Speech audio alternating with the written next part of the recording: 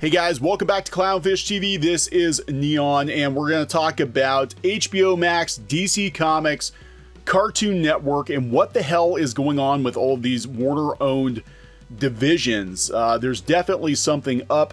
We're going to talk about that in this episode, and I'm going to kind of give an opinion on where I think Cartoon Network and DC Comics and Rooster Teeth and all of these Warner-owned animation and art-centered divisions may finally wind up. We're going to talk about that. Please subscribe for more pop culture news, views, and rants. We're at almost 100,000 subs. Thanks, guys, so much for that. We appreciate the support.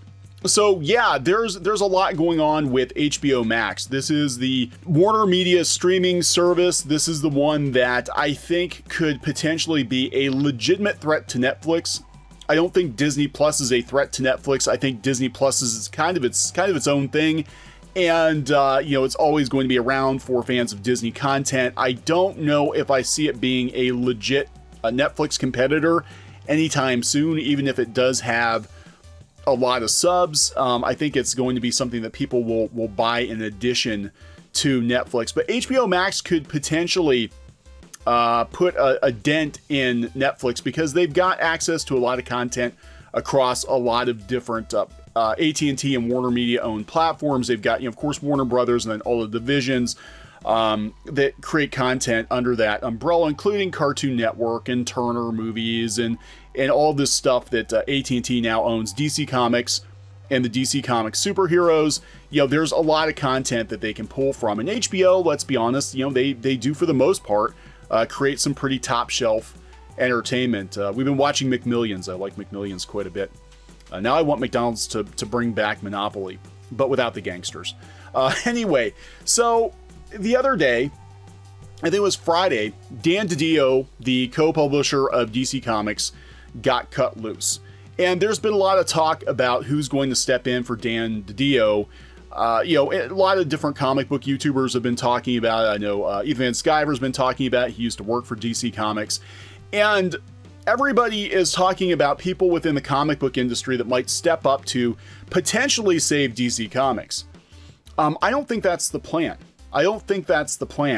Because this is very similar to what happened with Christina Miller getting gone from Cartoon Network. Again, Cartoon Network is another WarnerMedia owned division that deals in art entertainment, animated entertainment, etc. I don't think this is a good thing. We had a lot of people on the previous Dan DiDio video talking about how, well, this is great. Dan DiDio's out of the way and now DC Comics can get back to business as usual. There is no more business as usual. Not when WarnerMedia, AT&T is in debt up to their eyeballs and they're betting everything on HBO Max. There is no more business as usual. And I have to agree with Van Sciver. I think this might be the end of DC Comics as a comic book publisher. Now, I've said before, I've been saying for like 2 or 3 years now, that it's very possible Marvel Comics could pull out of publishing as well, because I know, having worked on Disney Comics for a good number of years, and knowing people in Disney publishing and knowing how little Disney, the Walt Disney Company, actually thinks of comic books, it's not important to them. And you look at the movies and they're basically just making it up as they go now. They take the basic story idea from a comic story 20, 30 years ago, and then they turn it into something completely different. Very superficial similarities between the comic book and the movie version of, say, like, Infinity War. It's kind of the same thing, but not quite. Some of the story beats, but not all of them. And at this point, Hollywood's already hiring away the best writers, comic book writers anyway, to make movies. So you really don't need comic books anymore. You don't. And it's very sad, but you don't. You look at the decline of the industry and it doesn't make a lot of sense. Those margins just aren't there. You look at how many graphic novels are piling up at discount outlets like Ollie's. You look at how many comic book shops are going out of business. I honestly thought that DC would knock it out of the park with the $4.99 giant-sized books at Walmart. And I go to my local Walmarts and they're sitting there. They're sitting there in piles. People aren't buying them. But they put them in a really bad place too. They put them over by the baseball cards and the Pokemon cards and all that stuff. And they're kind of off the beaten path. But again, they're not selling like I thought they would sell. They're not putting them with like the People magazines or whatever in the checkout line like they should, like Archie does. Archie comics seem to sell every time. I go to Walmart or the grocery store or whatever, there might only be 1 or 2 Archies left, so people are picking them up on the way out. I think that's where they need to put the DC books. Anyway, there's been a lot of talk of what is going to become of DC Comics, who's going to take over for DC Comics. This article on Bleeding Cool, the granddaughter of DC Comics founder Wheeler Nicholson, Malcolm Wheeler Nicholson, is talking about how poorly Dan DiDio was treated on the way out. She put this on her Facebook group, or on a Facebook group dedicated to Malcolm Wheeler Nicholson, said that she finds the way he was fired, Dan DiDio, finds the way he was fired brutal and unnecessary for someone who clearly loved comics and contributed to the company for a long time. This is the thing, and this is where everybody's looking at this from the wrong angle in comics. You're making the incorrect assumption that AT&T and WarnerMedia gives a shit about the comic book industry. It's the same with Marvel Comics. Everybody's like, oh, Disney would never do that because Marvel Comics has been around forever and it doesn't make sense and it's a well-respected medium and da-da-da-da-da. They don't care. They don't care. All they care about at the end of the day is the bottom line. There's no warm fuzzies for the comic book industry. We're talking about companies, especially WarnerMedia, that are, in turmoil right now trying to compete to get ready for the streaming wars. And comic book publishing, to them, makes as much sense as being in the horse and buggy business when everybody else is setting up shop to sell automobiles. They don't care. They don't care. Just because comic books are the center of your universe, that you eat, sleep, and breathe comic books, doesn't mean that these corporate overlords feel the same way. They do not. They do not. And, DC made it very, very clear. AT&T made it very, very clear when they said that there were no sacred cows and that they were going to be chopping mercilessly over the next couple of years. I don't think that this is going to be a good sign for DC Comics, is what I'm saying. So everyone's talking about like, yeah, this is going to be great. No, and I want to point out another example here. Christina Miller stepping down. I'm using air quotes, stepping down as president of WarnerMedia's Cartoon Network. Nah, she got fired. She got pushed out the door. She got pushed out the door at the end of last year, and everybody's like, okay, well, who's going to come in and fix Cartoon Network now? Because Christina Miller, she was controversial. She greenlit a lot of shows people didn't like. A lot of people blame her for, Cartoon Network becoming the Teen Titans Go network. A lot of things that a lot of cartoon fans had nitpicks with Christina Miller, but she had been there for a while. She'd been there for 15 years, and she's just out the door before the end of the year. Now, there hasn't been a successor named.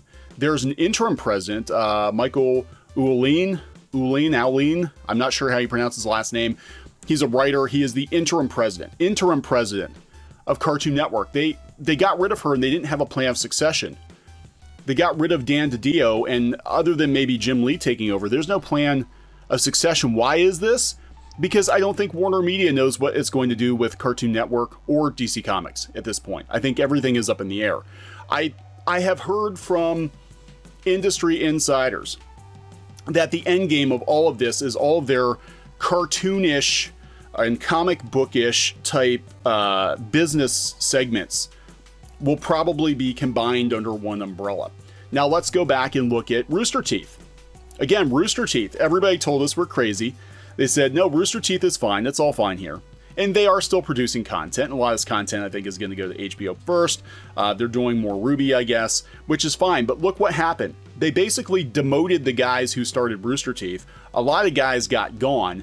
And they brought somebody in from the outside who has nothing to do with animation, nothing to do with any of this kind of content. The person they brought in ran a television network, ran the CW. He was responsible for Dawson's Creek. Okay, this is not the person you would think would be in charge of Rooster Teeth. And now Rooster Teeth seems to be, they're doing animated content, but they also seem to be focusing on a lot of live action stuff too. It's very possible that the replacement for Dan DiDio and or Christina Miller could be somebody you would not expect at all. They could bring somebody in that's not even a comic book fan, not even an animation fan. They work in another division at Warner Brothers, a TV executive or something like that. I could actually see them bringing in a TV executive or movie executive to run DC Comics and be like, well, this is the dead tree arm of our movie business, and let's just bring somebody in to oversee the whole thing. And we saw how Marvel streamlined with Kevin Feige. Kevin Feige's in charge of the whole enchilada right now, and I don't think that's a good thing either. Again, it just shows how comics are being marginalized. Animation, to some degree, is being marginalized. Now, again, as I understand it, the end game for all of this could all be preparation for Crunchyroll, Rooster Teeth, Cartoon Networks, DC Comics, anything that's like, I guess, art or animation related, to basically be folded into an animation division at Warner Brothers. And I could totally see them doing this. You know, it's just, again, you have to stop looking at this from the perspective of a lifelong comic book fan and forget everything you know about how the comic book industry has been has run historically, because that's all out the window right now. And it's the same with Disney and Marvel Comics. All of that is out the window because these companies do not care. They do not care about comic books. I mean, it's not even change in the couch cushions for them compared to the money that could be made with streaming, you know, with movies. So just forget everything you've known. I don't know what's going to happen. I don't think this is a good thing. Everybody kept trying to tell me, well, this is good that you know, they're getting rid of DiDio. I don't think it's a good thing.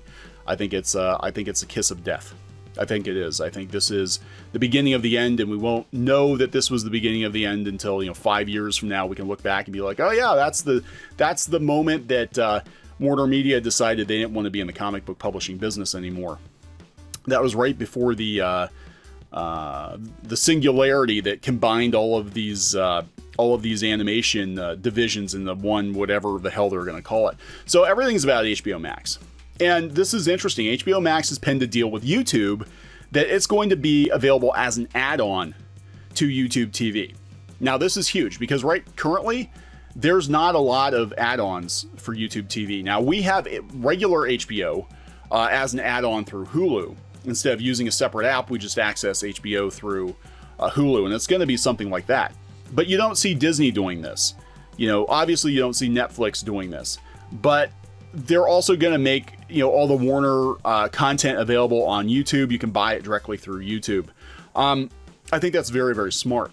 I think it's very smart, especially since they own Cartoon Network, especially since they own DC Comics and the superheroes, especially since they're into animation with Crunchyroll and all of that, and the audience is on YouTube. I think WarnerMedia understands better than Disney, okay, that YouTube is right now where it's at, and they're going to try to reach people where they're at. So you're not going to need a standalone app.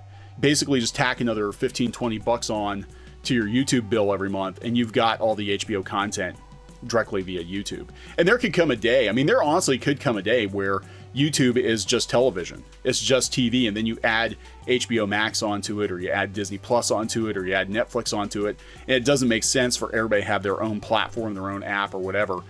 I don't know.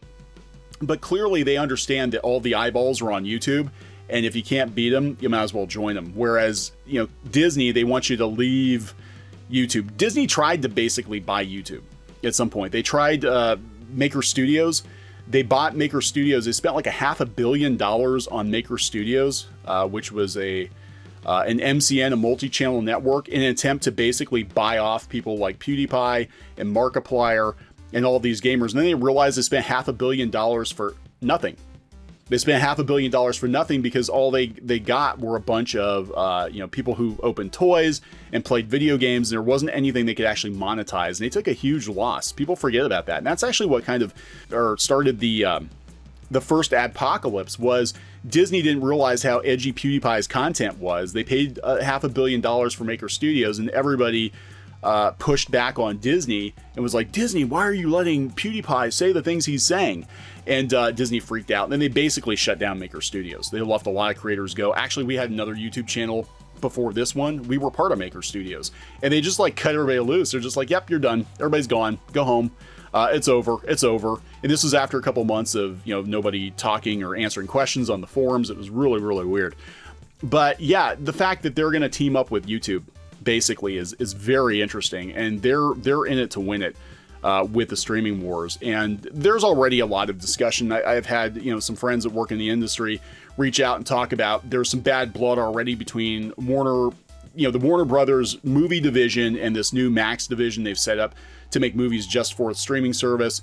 And it does seem like it's really kind of in chaos right now. And they're scrambling. I mean, they're scrambling now to figure out a plan going forward because, I think they're really flying by the seat of their pants. But I can tell you, in all this chaos, DC Comics is not a primary concern for them.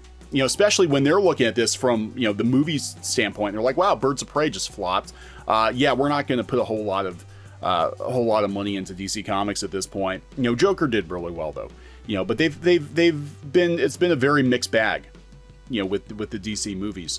And that's all they care about.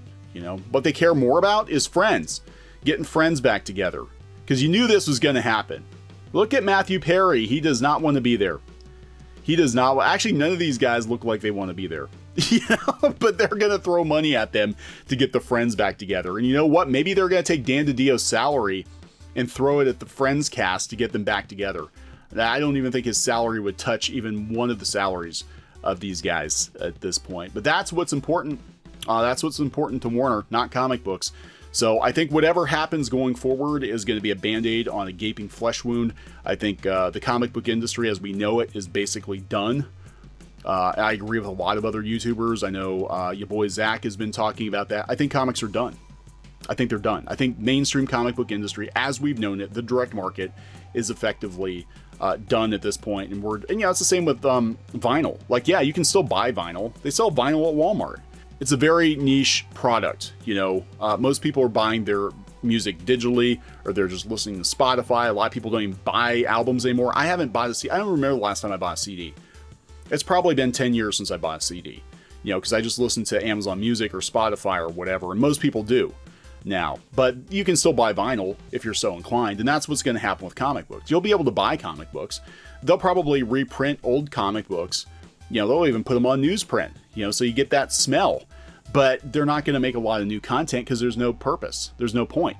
It doesn't generate any meaningful revenue. And I don't know what the hell is going to happen to Cartoon Network. Who knows? Everything is up in the air at Warner Brothers right now. If you work for Warner Brothers, and I know we have people who work for Warner Brothers that listen to us, please keep your resume updated because the shit's getting real. Hey guys, thanks for watching Clownfish TV. Please consider supporting the channel. Go to clownfishsupport.com. That's clownfishsupport.com. And if you want to join our community, go to clownfishtalk.com. That's clownfishtalk.com. Please subscribe, ring the bell for notifications. We will talk to you next time.